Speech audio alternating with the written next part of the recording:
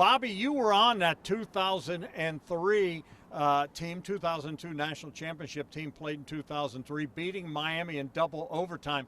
And believe it or not, it still gets brought up by the Miami folks. Well, that was kind of the end of their run. And if you look at it, there was the home and home series that I think everybody kind of forgets back in 2010, 2011. Neither programs were really at their best at that point in time. And this is the first time Miami has kind of been back on top. And so they still feel like they were robbed of a potential national championship. And the reality is that they should be upset. They were one of the best teams in college football all time, not just that year, but they didn't come in. They weren't prepared the way they should have been. And I give a lot of credit to our coaching staff, Jim Tressel, Mark D'Antonio, putting together a phenomenal game plan that we went out and executed just well enough to get one of the closest victories you're going to find. It was a game, maybe the greatest game I've ever seen in a national championship game. Let me ask you this, Adam, because it was brought up about recruiting. And Ohio State has done very good going into South Florida, Jeremiah Smith, and that's another little sticking subject, I think, with Miami. I think there is a big sticking subject with Jeremiah Smith in Miami. These Miami fans, I think there's 9 of them, but they are the loudest 9 people I've ever heard in my life. They have come after Jeremiah Smith. He made one little comment earlier in the week. He said, we've got something for him on New Year's Eve. As they do, I would hope they have something for them. And Miami fans took that and ran with it. And I got a chance to ask Jeremiah about it. He said, I'm not listening. I don't hear that. I hear it, but I'm not responding. I'm going to let my play do the talking. Jeremiah Smith, Miami fans have to be hurt because he was in their backyard. He is one of the greatest receivers to ever play the game. And now he lives in Columbus, Ohio. He picked the cold, the snow that you and I grew up with and said, this is brutal, over sunny Miami, Florida, because he wanted to be a Buckeye. Well, I think part of it, he picked the program too. It wasn't just that. And it was asked, well, if Miami was in a better position to be in those games, then maybe it would have been a little different. And that's the one thing about Ohio State over the last 50 years, and Dom, you've been covering just about all of those 50, is they've never really had these long periods where they haven't been great. You know, you look at it, there's a year here, a year there, but then they're back to winning 10 games. They develop players, and this goes back, you talk about that 02 team, when you had guys that go in there. Mike Jenkins was from there. Chris Gamble was from there. You had the Bosa brothers from there. They've always done well at St. Thomas Aquinas. So they've gone down into South Florida and really recruited really well. They have a lot of ties in there. And a lot of times, too, when the guys get up to Columbus, they play really well and they go on to have successful NFL careers.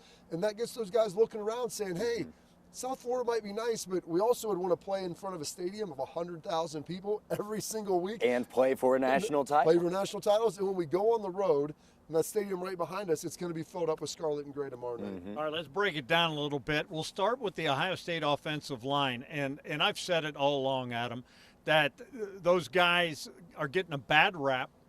And they were tired. They were beat up coming out of the Michigan game, and I think it was an aberration because the week before in the Michigan game, that O-line dominated and played the best game. What are we going to see tomorrow night? I think you're going to see the O-line that you saw against Michigan, absolutely. I think Tegra Shaboa tried to play in that game. He was obviously hurt. We all knew it. For him, he's not going to play in the Cotton Bowl. At least we know he's doubtful. I don't see him playing. Instead, it's going to be Gabe Van Sickle. And when Gabe got those opportunities against Indiana, he handled them really, really well. It's about giving Julian Sayin time. That's going to be key, especially with this Miami secondary, because I do think Ohio State's going to take a lot of deep shots because of the ability for this secondary to be taken advantage of. But in order to do that, I always get frustrated with people. They're like, why don't you throw the ball downfield more often? You're like, yeah, that's a great idea. In order to do that, those 2 guys that are running right at us, we got to make sure that we give our quarterback enough time to throw the ball to Jeremiah and Carnell. You know, the other thing is you got Jeremiah and Carnell. They're going to be on a fast track. If you're Ryan Day, does he stretch the field? And because the one thing I will say, they got a great defensive front, Miami does, and they're going to put pressure, and the O-line's got to be up to the challenge. But their secondary has been suspect. Well, and they can get after you up front, and they'll be creative. They saw some of the things that Indiana did. It's not really been Miami's MO all season, so I don't know how much of that they'll really bring into it. But Carnell Tate was bothered with injuries heading into the Michigan. You saw him the last month of the season. Jeremiah Smith had a fairly significant leg injury that kind of everybody really underestimated outside of the program because he's just such a tough guy being able to grind through it. You give those guys a couple weeks with Adam Stewart, their PT. They look fast. They look fresh. Ryan Day and Mickey Maroney have done an unbelievable job of kind of sculpting this, and it started last year, of how to get these guys ready while they're still being rested, but yet coming out sharp. And so when you had those guys down, they looked fast in practice, as fast as they had since the beginning of the season. And that really, really is exciting for someone if you want to try to push them down the field. And I'm going to make a bold prediction. I think that Bo Jackson's going to go off in this ball game. I think he's chomping at the bit.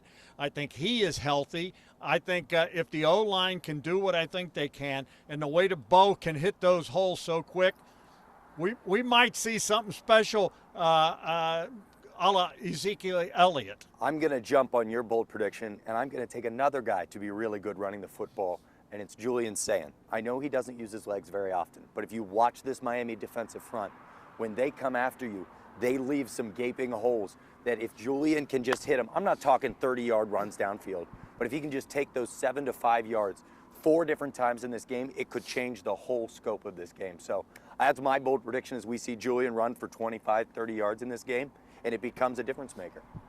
Can we run on these guys? I think so. This offensive line, they've done a good job all season long. You got to remember, Indiana was coming off of Purdue the week before. Yeah. Ohio State was coming off that big. And a bye before that. Are you saying that Yeah, Purdue and Indiana is not a bigger rivalry as Ohio State, Michigan? 2 byes. The old Oaken Bucket is definitely a trophy that's held in high esteem, but they did have 2 basically byes. So the thing that people always don't realize, the emotional energy it takes to get ready for those big rivalry games, the physicality in it, I think that took a toll coming out of Michigan. This offensive line, they look ready to go. They've gotten healthy. As the season winds on, you always get beat up and nicked up. So you give those guys some time. I think they're fresh. There will be lanes to be had. And Bo looks quick. He looks spry. And I think they'll roll some of those running backs. But we saw Bo Jackson in a game where people said they weren't running the ball. I mean, he had 15 for 85 carries. I thought he moved. He was getting 5 yards a carry. He was doing his part. So I'm excited to see more of that. All right, the other side of the ball, defense wins championships. Matt Patricia has been absolutely phenomenal. I want to give him credit. I want to give Timmy Walton credit. I want to give all the coaches on the defensive side. What a cohesive group. Larry Johnson, I mean, everybody said he was, game had passed him by, and he's just been amazing. I mean, mind you, he just got the #1 recruit for 2027. And no offense, the defensive front, which was supposed to be a weakness, according to the supposed experts, in my opinion, the defensive front might be the strength of this defense, Bob. And people ask, like, how did this defensive front, where did these guys come from? Why weren't they playing? Like, well, they were playing behind a lot of 2- and 3-year starters last year. They lost all 4 of those guys to the NFL. And how did they replace them? Not really with portal guys. You brought in Bo Atkinson. There was a guy here or there, but Caden Curry, who'd been sitting there working. Caden McDonald had been working. Kenyatta Jackson. People keep asking, when are these guys going to get on the field? When are they going to be ready? And they kept working and preparing the whole time. I mean, we all watched Kenyatta just get assaulted during that Indiana game. I think he's going to have a heck of a day. Curry's going to have a heck of a day. Those guys, we talk about the offensive line of Ohio State versus Miami's D-line. Don't think that Ohio State hasn't been listening to that all week on the defensive side of the ball, saying we can get after the quarterback a little bit too. Well, when you look at, and I think they've been on a slow burn because they played well enough to beat Indiana. Defensively, you give up 13 points, you should win the game. Don't tell them that. Oh my gosh, when I said that to Sonny Styles yesterday, it made my day. He looked at me like I had 2 heads. I said, you guys only gave up 13 points. And he said, we want our defense to give up less points than their defense does. That's how you win a football game. And if that's their mindset, goodness gracious. But the one thing also you touched on there, they were behind all these first-round NFL guys and all of this, but when they got their chance, they've taken advantage of it. Kenyatta Jackson, he's going to go against his hometown team. He's got a fire in him like Jeremiah Smith. He said he didn't want to complain about the refs, but he said he's not going to let Miami hold him. That is his key. He's not going to let them hold him. I don't know what that means, but I wouldn't want to be a Miami offensive lineman. The other guy that has his game face on, and when I talked to him yesterday, I mean, he means business, Caleb Downs. This guy is such an incredible player, but I think he's going to have a big game. Well, he's the guy in the back that kind of gets it all set up. He's been like that all season long, and maybe he didn't have the gaudy stats this year that a lot of other guys would have with the interceptions and everything, but nobody throws at him. And the biggest thing, when you're going against a guy like Malachi Toney, who is their very talented wide receiver, number 10, he's not the biggest guy in the world, but he's really shifty. If you go watch Caleb Downs, he does not miss tackles. And that is the key to playing a team like that. You can give up a little hit of 5 to 10 yards, but you can't let him take it the distance. And Caleb's tackling on the back end, I think, will be a huge part of this. That's a good point. All right, let's break it down. Final score, who wins? How do you see it, Bobby? This defense has been good all year. We've talked about it. No one has yielded they've never yielded more than 16 points in a game. I don't think that's going to continue. I like the offense to have about 24. We'll go 24-10 Ohio State. How do you see it, Adam? I just really think this offense is going to show up. I think we've been giving Miami a little bit too much credit. Obviously, Texas A&M was where they were, but I watched that Texas A&M Texas game and was not impressed with what I saw from the Aggies in that game. I think Ohio State handles the Miami defense. I think the offensive line, as you said, plays much like we saw against Michigan. I think they get the win 38-13. I think they probably give up the same amount they gave to Indiana. I think this Buckeye team from Coach Ryan Day down has been on a slow burn. They did not like what happened in the Indiana game. I think that has been a wake-up call. They know they've got to score in the red zone, and I think they will. It's going to be interesting to see how things go with Keenan Bailey now in the box. Yeah, that's going to be big. Brian Hartline's going to be. By the way, what do you think of that move? Brian Hartline on the sidelines. Ryan's going to call the plays. Well, and Brian had been on the sidelines in the past. He moved up, I think, 2 years ago, and putting Keenan up there, that's switching. I don't think you'll really notice a difference when you're watching the game and seeing it. And plus, if they did this in a week, I would be a little more concerned. But they've had 3 weeks to kind of work this out. Can I feel like it more says, hey, here's our succession plan with Keenan Bailey. We all know that Keenan Bailey is an amazing offensive mind. He is one of the most unsung heroes in that entire Woody. But I think this says that Keenan is ready to take on those reins. Do you agree? Yeah, I think this is a big part of Keenan's development. Yeah. You get him up here. He took over the tight end room a couple years ago, and now, hey, let's get you more involved in the game planning, which he's been involved with all year, but now maybe a more formal role up there talking to Ryan on the headset. Yep. Well, I like the Buckeyes to win 35-17. We are all in agreement.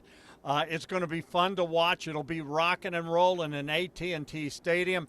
Bobby Carpenter, you hear him daily. Morning Juice, 10 TV Plus, 97.1, YouTube TV. Thanks for watching. Keep it on 10 TV, 10 TV Plus, and 97.1 The Fan for the best Buckeye coverage there is.